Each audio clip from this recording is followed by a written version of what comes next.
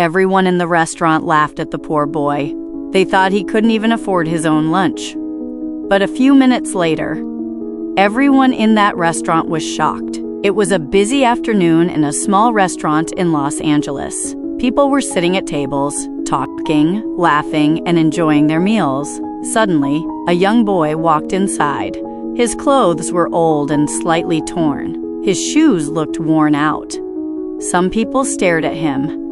Others whispered quietly, "He probably came here by mistake." The boy slowly walked to a table and sat down. A waiter approached him and asked politely, "What would you like to order?" The boy looked at the menu carefully. Then he asked a small question. "How much is the cheapest meal?" The waiter pointed at the menu. "This one is $5. The boy checked the coins in his pocket. He counted them slowly. 1, 2, 3, 4, 5. Exactly $5. He smiled and said, "I'll take that one." At the table next to him, a group of businessmen began laughing quietly. One of them said loudly, "Why come to a restaurant if you can barely afford food?" The boy heard them, but he didn't say anything. He just waited for his meal. A few minutes later, the waiter brought him a small plate of food. Before eating, the boy asked another question. "Sir, may I ask something?" The waiter nodded. "How many people are eating in this restaurant right now?" The waiter looked confused. He quickly counted. About 30 people. The boy took out something from his small backpack. It was a folded envelope. He handed it to the waiter.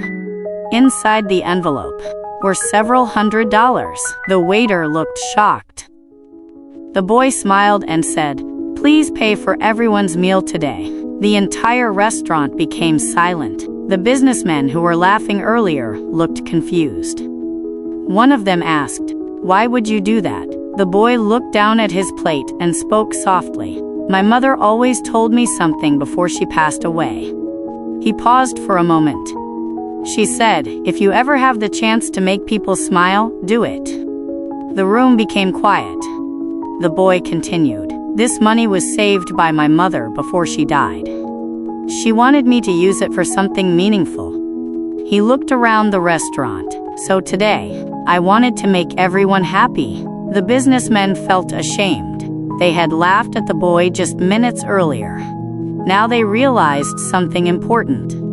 The poorest person in the room had the richest heart. Never judge someone by their appearance. Sometimes the people who have the least are the ones who give the most. Because true wealth is not measured by money. It's measured by kindness.